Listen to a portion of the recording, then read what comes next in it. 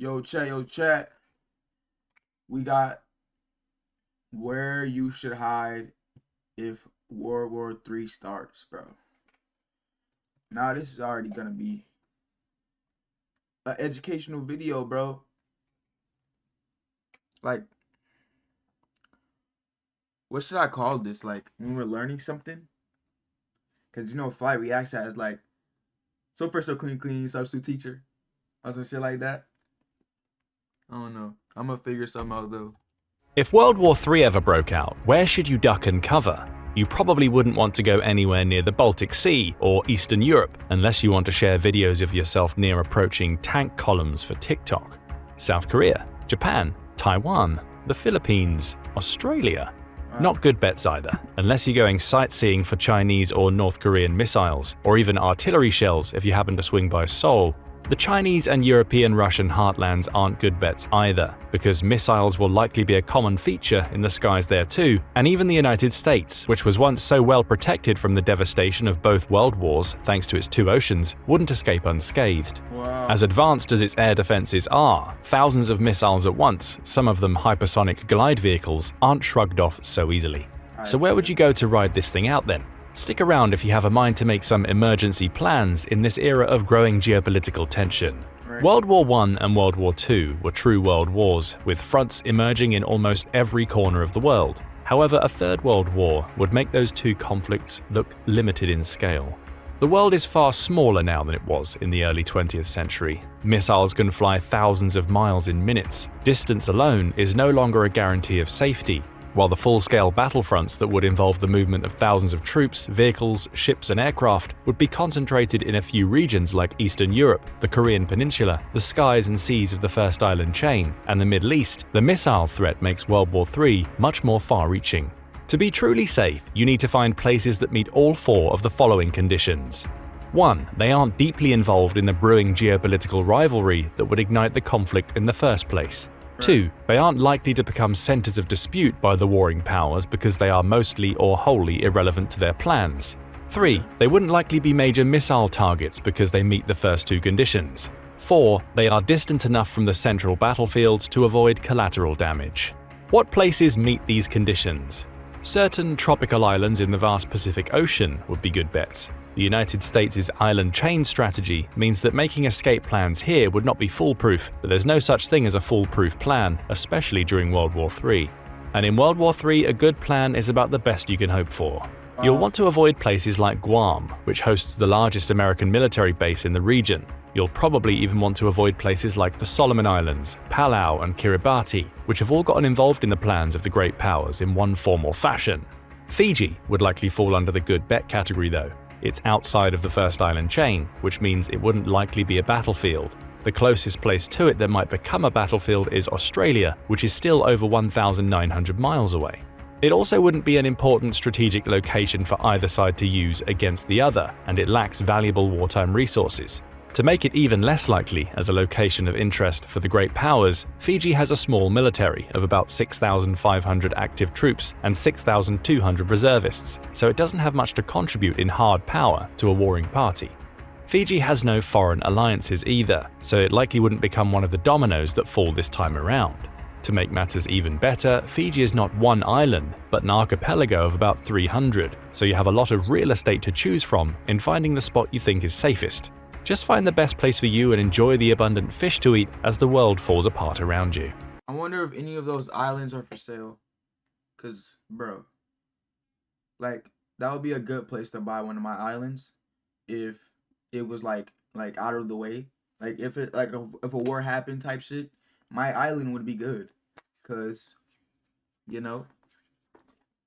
it's out of the way. It's the safest place. If you think you need an even more remote location, the country of Tuvalu would likely pique your interest. 705 miles north of Fiji, it's even further away from any likely battlefield that would come from today's geopolitical climate. Like Fiji, it has no security relationships that would make it a domino to fall in the build-up to a contemporary world war, although its recognition of Taiwan and lack of an embassy on the mainland does anger Beijing. Still, Tuvalu is simply too far away from China for it to be a point of interest in a current world war, nor would the Chinese military waste valuable missiles there. Meanwhile, there's no important place for it in the US military's planning for a conflict in the region. You might be a little lonely in Tuvalu though, because it's one of the world's least populated nations, with only about 11,000 people, though it is also the 35th most densely populated country, so if you're okay with seeing the same faces routinely, it might not be that bad. Loneliness might be worse on Fiji, because even though it has about 940,000 people, it's ranked 161st in population density, so you might not see a lot of people if you decide to wait out World War III there. If you want to take a greater risk for a more cosmopolitan setting, you might want to try New Zealand. The problems with this choice come because New Zealand is integral to several international security arrangements, like the Five Eyes intelligence network and the Five Power defense arrangements with the United States, Australia, United Kingdom, and Singapore. Although these arrangements are not NATO-type mutual defense treaties, they do mean that New Zealand is more drawn into the security structures that would pull their members into an armed conflict. New Zealand also has valuable resources for warring parties like hydrocarbons, iron ore, timber, and even gold. Still, New Zealand boasts other advantages. Over 2,000 miles to the southeast of Australia, New Zealand is far away from the hotspots in the Indo-Pacific that would see some of World War III's most furious fighting. It's far out of the reach of China's military, for example, even if it wanted to use the country as a basis for cutting off Australia's trade routes. Because military units would likely not be concentrated there, there isn't a high chance that China or its allies would waste valuable missiles in striking targets in New Zealand. Stranger things have happened in war, however. The good news is that if fighting reaches New Zealand's shores, about 30% of its land is designated as protected, which means you have a lot of hiding places in that country, with many of the resources you would need for survival. In the worst-case scenario, there's a lot of sheep in New Zealand. As of May 2023, New Zealand has 25.13 million sheep. With a population of about 5.3 million people, this means that New Zealand has almost 5 times as many sheep as people, although this is the lowest ratio since the country began to record such information in the 1850s. Why should this matter? Because in World War III, world supply chains would be disrupted. This means that luxuries and even common items will be much harder to come by than you're used to. Join large-scale battles with military vehicles. The online action game War Thunder has received a major update, Direct Hit, joining the battle on machines like the Soviet. The sheep in New Zealand therefore serve as a go-to source of raw materials to make textiles. They're also a source of meat and milk if things get really nasty out there. Thankfully, New Zealand is also self-sufficient in its food production, so it does not depend on international trade to feed its people in the way that China does. New Zealand has also typically tried to walk the tightrope between its traditional partners in the US-led alliance network and China, its largest trading partner, so there's no guarantee that it will be dragged into the war. This makes it the safest country in the region that's also considered a well-developed first world nation. The infrastructure in New Zealand is much more advanced than Fiji and Tuvalu, for example. But there is a problem with all of these countries we haven't yet addressed. What if you're on the other side of the world? Commercial air travel would be cut off or at least drastically reduced if such a nightmarish scenario as World War III comes to pass. That means you'd likely need to get to Fiji, Tuvalu, or New Zealand by boat. Perhaps that's fine if you live in the region, but what if you live in Europe or even a vulnerable city on the east coast of Canada or the United States? Iceland is one of your best bets if you're in this part of the world. One of the drawbacks is that it's a member of the NATO alliance, which means that it would be drawn into the fighting if hostilities broke out. Iceland is also part of the GI-UK Gap, a natural choke point stretching between Greenland, skirting Iceland, and ending with the United Kingdom. This choke point commands the shipping lanes between the Norwegian Sea and the North Atlantic Ocean. NATO's control of this gap is a problem for Russia, as it prevents Moscow from projecting power into the world's oceans. During the Cold War, protecting the GI Gap became the primary task of the Royal Navy. In the new era of great power competition, the gap has become prominent again as a gateway to and from the Arctic. This choke point makes Iceland more of a potential target. Iceland also hosts an air station for the United States Navy, the Naval Air Station Keflavik. Among other tasks, this base can host B-2 bombers for extended deployments, which it did in 2021. Presumably, the coming B-21 will also be deployed there, should it be appropriate. Such a capacity makes this base an inviting missile target. The base is located toward the end of the Reykjanes Peninsula in southwestern Iceland. However, Iceland is also distant from the battlefields that would develop on the European front, and its homeland will be well protected by NATO's combined naval forces. It doesn't help that the Russian Navy is a floating disaster, which almost certainly means that any attempt for it to be a formidable presence in the GI Gap would end badly. Russia simply doesn't have the naval capacity to act that way anymore. Iceland would also not be a staging ground for NATO's forces, which means aside from the Keflavik base, it's probably not a target for enemy missiles. According to the Global Firepower Index, Iceland has no military. Its isolated geographical position ensures it can rely on its allies. More importantly, Iceland is a relatively self-sufficient country, resistant to the destruction of global supply chains. Its robust fishing industry likely means that your plate wouldn't be empty if you took shelter there. There's also plenty of fresh water to ensure you won't get thirsty. Iceland is also an energy-independent country. All of the energy in its power grid comes from its own resources. 73% of its energy comes from its hydroelectric power plants, and the rest comes from geothermal sources. 90% of Iceland's houses are heated directly by geothermal water directly via pipeline, so even if the power grid goes down, you likely wouldn't freeze. Iceland still needs to import fossil fuels for its transportation, but the government has implemented a policy to reduce this dependency. For example, it's one of the world leaders in electric vehicle adoption. Electric vehicles still make up a small portion of Iceland's total fleet at 14%, but the growth rate has been among the fastest in the world.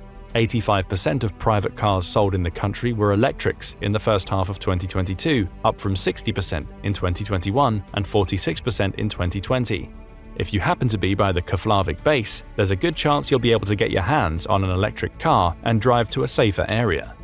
If you're in North America and can't quite make it to Iceland thanks to commercial air travel being shut down, you can try your hand in the larger island next door, Greenland. As Greenland is a Danish territory, it's part of the NATO alliance, which means it would technically be at war in World War III. As Greenland is a gateway to the Arctic, there's been interest in it by the great powers. Donald Trump thought about buying it from Denmark in 2019, but this idea wasn't uniquely his. The United States has made several such proposals since 1867. China has also attempted to expand its influence there, albeit without much success. Greenland could in theory be vulnerable to Russia's navy and missiles, but since this place is so remote from the battlefields that would develop in Europe, it wouldn't make much sense to use such valuable resources there. Greenland's northerly location and size make for a safe combination. The further north in Greenland you go, the safer you will be from the plans of the great powers. Greenland also lacks a road network, which makes it even less attractive as a military battleground. Go north near the Arctic Circle, and you leave the Geoc Gap behind. Learn to live off the land and the abundant marine resources here from the natives, and you'll likely have as good a chance as you can of surviving the war. But if the cold weather and the Geoc Gap makes Iceland and Greenland undesirable for you, and you're still too far away to make it to New Zealand, Fiji or Tuvalu, you can try going to the Azores. This is an autonomous region of Portugal, which means they're part of NATO and would be considered hostile territory in World War III. Like Iceland, the Azores host American troops, the United States Forces Azores, based at Lajes Field. There are about 165 American troops stationed there, and it's acted as a support base for NATO operations far afield, including during Operation Desert Storm. Most notably, the base hosts C-17 transport planes and the KC-46 Pegasus tanker. The base ensures that American aircraft and supplies can operate throughout much of the Atlantic and Africa. Hobbling NATO's logistics by destroying it in a missile attack would seem like an attractive prospect if ammunition can be found. Nevertheless, the Azores' remote location means they would be far from any battlefront. As long as you aren't by Lajes Field on the island of Terceira, you'll probably be okay. The Azores might serve a strategic purpose for NATO, but their geography puts them beyond the reach of the enemies that would confront it in World War III. Like the first two world wars, the major battlefields would occur in Europe and Asia, but thanks to missiles and nukes, North America is no longer safe. What if you live there but aren't close enough to Iceland or Greenland? You can try going to South America. This continent does not host any country that would be likely to find itself drawn into the conflict. But where would you go there? The safest place from the war might be the Brazilian rainforest, where uncontacted hunter-gatherer tribes still live to this day. But since you're watching this, bro, you expect niggas to live in a rainforest during the war, bro? Are you dead ass? Alright, that's all I'm saying. it means you're part of the global civilization and would likely find it hard to survive there. You won't get killed by a missile, but something or someone else might do it. Fortunately, there are places in South America where you would most likely be comfortable even during World War III. One of these is Chile. This country is well protected by the Pacific Ocean and stretches down into South America's southernmost point. If Chile does become a target, you can escape to the Andes Mountains. Thankfully, you wouldn't likely need to go to those extremes. Chile is one of South America's most developed countries, has fertile land to grow crops, and there's potatoes pretty much everywhere. Like Iceland, Chile has made it a priority to be energy independent, and although it's not as well advanced as its northern peer, it produces 23% of its power from hydroelectric sources, 10% from wind, and 16% from solar. It still imports almost 71% of its net energy supply as of 2022 though, so if you're going to Chile, be prepared for future power outages, but in the context of World War III, a blackout doesn't seem so bad. Eve to me is basically freedom. It's a giant open universe where you can do. If you're in the World War III over a power outage, bro. Which one would you take, chat? A power outage or World War III? Me personally, bro, going without Wi-Fi is just so bad. I'd rather grab my gun and just prepare for the worst, my nigga. Scroll on my TikTok, my nigga. Watch YouTube videos. Play Fortnite, you feel me? And just be ready. Fuck it. Fuck it, like just sitting there staring. Meanwhile, all my shit's being blown up. Somebody's robbing my crib. Like a whole bunch of shit could be happening. You're on the other side of the fucking world. Nah, bro. Nah. the Old World, there's another continent that would be relatively safe from the ravages of World War III: Africa. As always, the great powers have tried to increase their influence on the continent, especially China, but African countries aren't tied into any international frameworks that would drag them into a global conflict. You'll want to avoid North Africa, since it's too close to the Mediterranean. The further south you go, the safer you'll likely be from the plans of the great powers. South Africa, as its name implies, would likely be the furthest away from the fronts that develop in a Third World War. Granted, there are some dangers there. The country has a high crime rate, including, among other statistics, a rate of 58.94 crimes per 1,000 people and a murder rate of 45 per 100,000 people, according to data acquired in November 2023. However, since World War III will be a lot more dangerous, South Africa's other advantages might make up for this, especially if you go to a nice area. South Africa is also experiencing an energy crisis. Ever since 2007, the country's national power utility, Eskom, has failed to meet demand, and in 2023, some homes and businesses went through up to 12 hours of blackouts a day. But in World War III, almost every other place would be too, and if your goal is to avoid a nuclear fireball while still enjoying city life, Cape Town wouldn't be a poor choice. There's plenty of seafood in Cape Town, coming from resources off the coast, so you probably wouldn't go hungry there. 4.9 million people live in the Cape Town metro as of 2021, so you likely wouldn't feel lonely either. These are the safest countries to go to in the event that World War III doesn't escalate to even a small nuclear exchange. If it does though, nowhere in the world is safe. Even the use of less than 1% of the world's nuclear weapons could produce dramatic environmental changes. For example, researchers at Rutgers University determined that as few as 50 bombs with the yield of the Little Boy device dropped on Hiroshima, 15 kilotons, would heat the stratosphere enough to deplete the ozone layer and cool global temperatures by 1.5 degrees Celsius for several years. After a decade, the temperature would still be 0.5 degrees below normal, the equivalent to the Little Ice Age, which lasted from about 1300 to 1850 and was marked by bitterly cold winters such as the Great Frost of 1709. While Whoa. So you telling me these nuclear bombs can recreate the Ice Age, bro? What is the point, bro? It's like, bro, you just wiping your whole family off the face of the earth, bro. You're killing everybody on the planet. You're just gonna go, like we're gonna go extinct. So World War III can make everybody go extinct, is what you're telling me, bro. Humans won't exist. Nah, that's insane. That's actually crazy. Nigga, you're not gonna exist, bro. He just said the Ice Age is gonna come back. 1800 to 1850 and was marked by bitterly degrees Celsius for several years. After a decade, the temperature would still be 0.5 degrees below normal, the equivalent to the Little Ice Age, which lasted from about 1300 to 1850 and was marked by bitterly cold winters such as the Great Frost of 1709. While this would be uncomfortable, it would at least be survivable if you aren't directly in the blast zones, since an exchange of this sort would not be enough to create a full-blown nuclear winter. But unfortunately, if you have plans to survive a nuclear World War III, today's bombs are much more powerful than 15 kilotons, and since the great powers collectively have thousands of them, more than 50 would likely be used. Nuclear winter is all but guaranteed if nukes are used, and with it the crop failures that would kill billions, with you likely among them, no matter where you are. So even if you have a detailed World War III survival plan, the only thing you can really do is pray that the war... Oh my God. So facts, bro. If nuclear bombs just start flying, bro, the ice age is gonna come back, nigga. And humans are gonna go extinct. That's what you're telling me, bro.